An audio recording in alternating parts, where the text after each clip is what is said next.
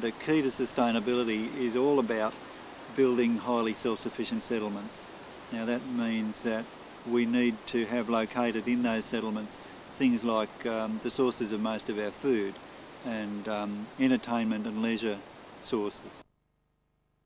We end up having replaced many of the roads, for example, with urban market gardens and woodlots and ponds and things like that. Having fruit trees in the streets and just create a safer neighbourhood for the community and really restore the community so we have that real community feeling. We need to be able to work together a lot more. We need to be able to share everything from whippersnippers to kitchens, to be able to give everyone the quality of life that I think that people want and do deserve, and do it in a way that is sustainable. This is not about depriving yourself to save the planet, it's about living sensibly but simply and not wasting things and having luxurious things. In a way that would seem to have already laid the foundation for this type of community development, the Department of Housing has begun to explore a new approach to the management of its estates and complexes. They offer training to their tenants, 90% of whom are unemployed, to equip these people to take up a job in the development and maintenance of their community, of their Department of Housing community, their complex. And so they find this is an economically rational move to encourage the people who live in these communities, to encourage them to take up more and more responsibility for their own community development. The caretaker's model for sustainable community development and employment is only a short step beyond this government initiative. It could provide an attractive solution for many people.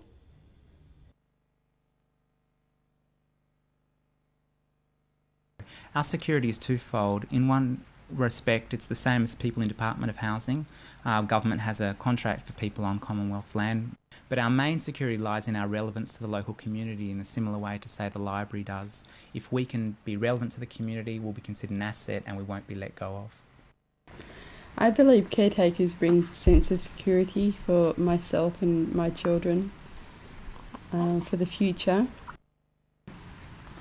and have a real quality of life where we work in the garden and interact with a number of people that we live with and that come and go.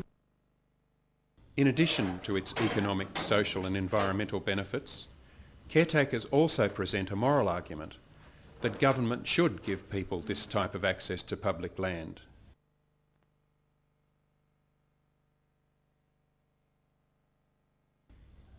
In a letter from the Human Rights and Equal Opportunities Commission, Chris Sidoti says, access to land is fundamental and it should be determined by basic principles of human rights and social justice rather than exclusively by market forces.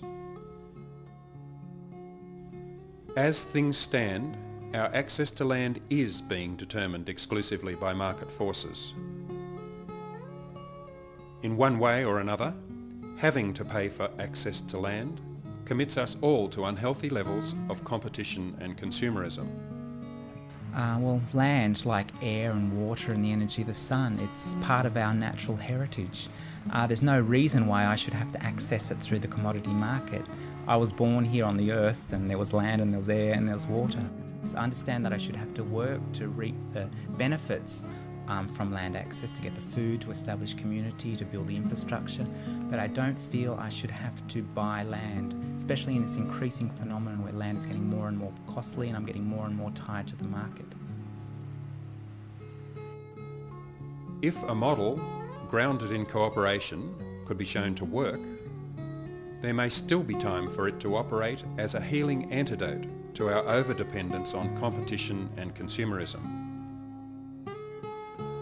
We feel that it offers community a practical pathway in sustainable development.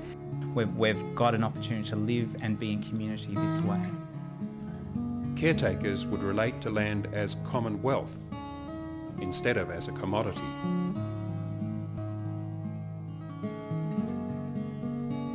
In so doing, they'd be able to establish a new cooperative and sustainable foundation for growth. Land as commonwealth? Could this give us all new ground for idealism?